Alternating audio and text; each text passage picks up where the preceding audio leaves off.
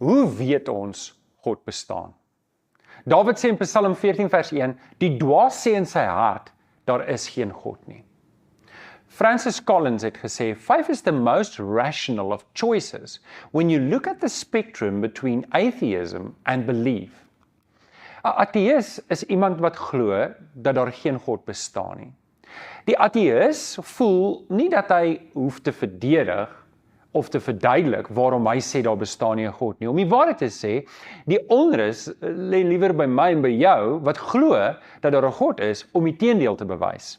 Hoe weet ons daar is werklik 'n God? Ek wil 3 oorwegings met jou deurgaan. Natuurlik, ons kan nie in hierdie video 'n deeglike in diepte studie doen oor die bewyse dat God bestaan nie. Ek wil half net die inleiding vir jou gee dat jy verder kan gaan. So, die eerste belangrike oorweging is wanneer ek en jy in die aande na die sterre kyk, ons kyk na die planete, ons kyk na die sterre, dit verkondig elke aand dat God bestaan. Psalm 19 vers 2 sê, die hemel getuig van die mag van God. Die uitspansel maak die werk van sy hande bekend.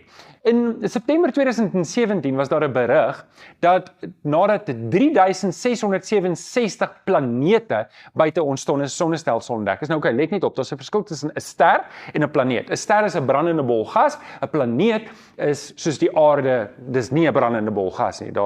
Dis grond en jy kan daarop gaan. Neil Armstrong kan daarop gaan leef as die temperatuur reg is. Nou so, daar's 3667 planete. Dis baie moeiliker om planete te ontdek omdat hulle nie in hulle self lig genereer nie. So slegs 3667 planete is ontdek. Geen bewys dat daar lewe is op enige van hulle kon gelewer word nie. Die enigste planeet waar daar vermoedelik lewe kon wees was op Venus, wat nogal interessant is. Want Venus het om en by 475 grade Celsius. Nou dis nie 'n baie gemaklike plek om op te bly nie. As jy nou dink, ons hier in die Kaap protesteer as dit 45 grade Celsius word, dan is 475 grade 'n bietjie kwaai. So, wanneer ons na die sterre kyk, en ons kyk na alles wat om ons aangaan, dan roep dit tog uit, hier's iets groter aan die gang. Hier's iemand groter wat aan die gang is. Nou, in dit self, as jy na die sterre kyk, kan jy nie agterkom wie God is nie. Nee, en in dit self staan dit tog nie daar geskrywe dat daar wel 'n God is nie. Maar die vraag hang, waar kom alles vandaan?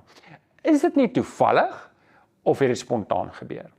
Okay, dit bring ons by die tweede oorweging. So wanneer ons na die sterre kyk, dan weet ons, daar moet 'n groter hand wees.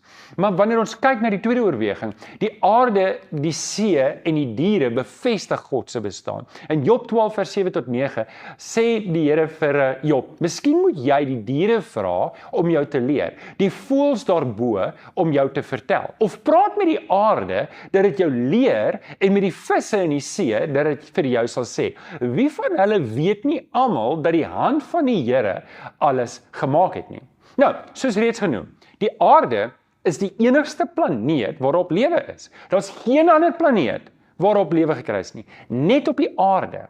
En ons planeet is so in kontras met enige ander planeet. Dit is nie net dat daar dalk plante of lewende organismes is nie, daar's net niks nie.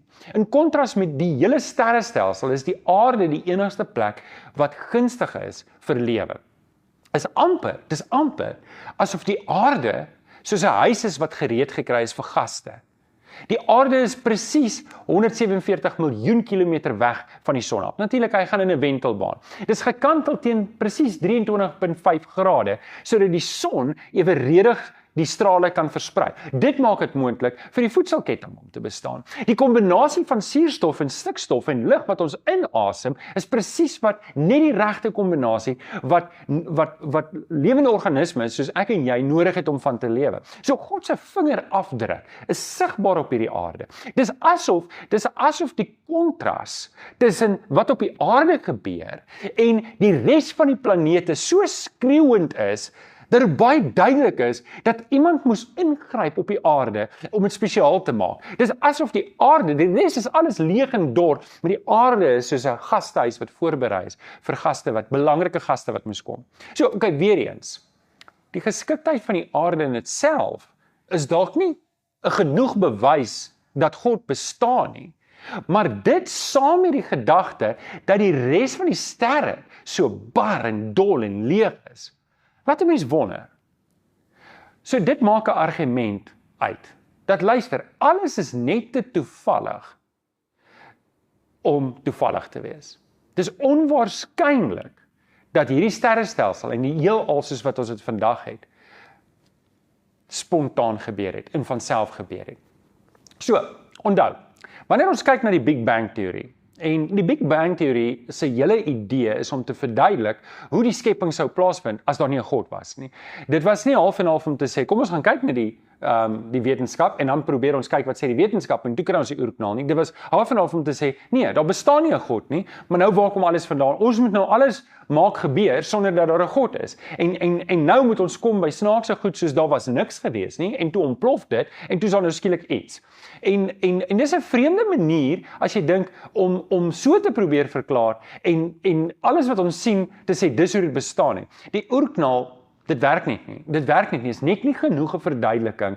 Daar's net te veel toeval en te veel goed wat per ongeluk moes gebeur het vir dit om moontlik te wees. So, daar was niks en toe oor tyd toe ontplof het en toe sou alles. Dit werk nie. Daar moes 'n skepper gewees het. Selfs om te sê dat daar niks was nie. Kom ons gee dit gelyk. Selfs al was daar niks nie. Dink gou aan hierdie groot oop ruimte, hierdie blank canvas wat gereed was om op te skilder.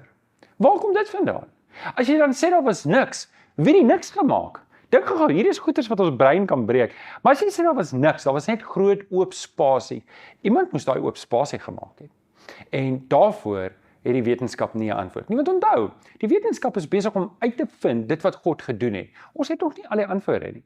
Eendag sal ons weet, maar nou kan ons dit nie weet nie. Die vraag wat ek en jy moet vra is, wie het dit alles gemaak? En dit bring ons by die derde oorweging. So ons kyk na die sterre en die planete, ons kyk na die aarde wat reg gekry is soos 'n gastehuis vir belangrike gasse, maar daar's 'n belangrike ander aspek en dit is ons eie harte hunker na God. In Handelinge 17 vers 27 lees ons, God het die mens gemaak om hom te soek. Al sou hulle ook moes rondtas om hom te vind, hy is nie ver van enige iemand van ons af nie. En dit sê God se hart. In Genesis 1 vers 28 lees ons dat die Here die mens die opdrag gee om die aarde te bewoon. Die mens was nie 'n toevallige dier wat ontwikkel het nie. God het ons gemaak en hy het ons gemaak met die vermoë om hom te ken. Van al die diere, van alles wat op die aarde lewe, is dit net die mens wat 'n bewussyn het dat daar 'n God is. Dis net die mense wat die vermoë het om na God te hunker. Augustinus het dit mooi verduidelik. Hy het hierdie vermoë so opgesom. Hy het gesê, there is a God-shaped vacuum in every man that only Christ can fill. In Prediker 3 vers 11 lees ons, God het elke ding gemaak dat dit pas in 'n bepaalde tyd.